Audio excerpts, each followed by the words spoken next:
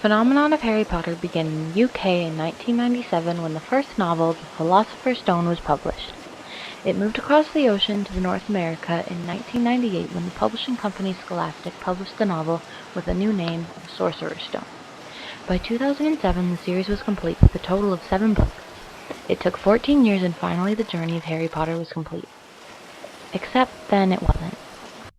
An epic series of 8 movies, merchandise directly from the movies, including costumes, props, and, most famously, wands, a whole style of fashion influenced by the series, an underground world of music inspired by the novels, called rock, and a theme park have all sparked from J.K. Rowling's work. There's no denying that the whole franchise is popular. The final book, The Deathly Hallows, sold more than 15 million copies in its first 24 hours of sale, with 11 million sold in the US and the UK alone, after being released in 93 countries around the world. It shattered records and beat the previous one, which was held by the last book, The Half-Blood Prince, which sold 9 million in its first 24 hours alone. Movie theaters were sold out and shut down around the globe for the midnight releases of the movie The Deathly Hallows Part 1, which is not an uncommon thing to happen for these movies. At these releases, you'll be able to spot wizards of all kinds roaming around. Or rather, avid fans dressed as wizards. This is certainly not the first or only series with this avid fan base, but it is quite noticeable. There are 8 movies based on the series. The first was made in 2001 and was directed by Chris Columbus. It starred Daniel Radcliffe, Emma Watson, and Rupert Grint, all unknown actors which were boosted to stardom. As of February 2001, The Philosopher's Stone was the 8th biggest grossing film to date. Its total domestic gross was $317,575,550. Its worldwide gross was $974,733,550. The film was nominated for 3 Oscars for art direction, costume design, and original score. It is also easily the movie that follows the book that it corresponds with best. The differences between the movies and the books grows as the series goes on. Between the first book and the first movies, the differences weren't very apparent. The only thing that is left out of the movies, which is consistent with the entire series, is the involvement of Harry's aunt and uncle, the Dursleys. Aren't they wonderful, darling? How many are there? 36. Counted them myself. 36? But last year I had 37! Yes, well, some of them are quite a bit bigger than last year. I don't care how big they are! No. This is what we're going to do.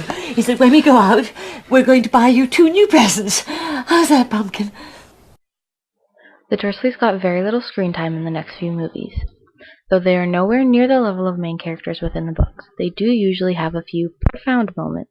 In the Goblet of Fire, they completely cut them out, opting to go straight to Harry being at the Burrow with his friend Ron. The movies have also added things into the movies which were not in the books at all.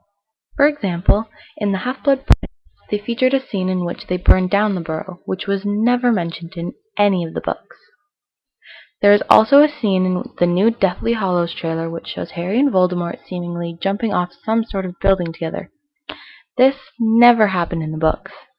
The reason for these is apparently a lack of action within the novels, and therefore it wouldn't get as large of an audience when it's on screen. Considering the fact that people have done absolutely nothing but complain about these things, I find that a little hard to believe.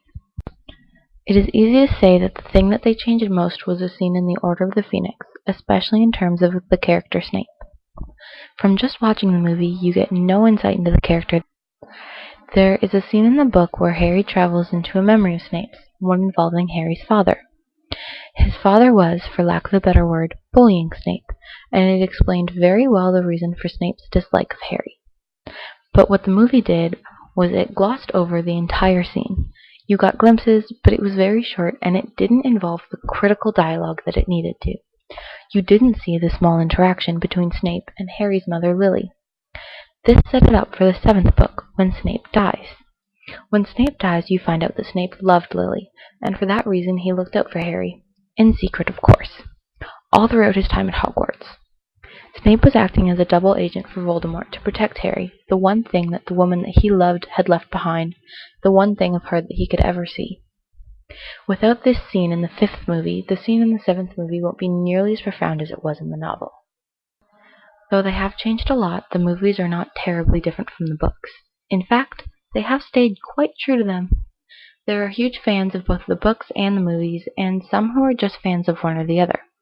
And now that the books have been completed, it's nearly time for the movies to have finished as well.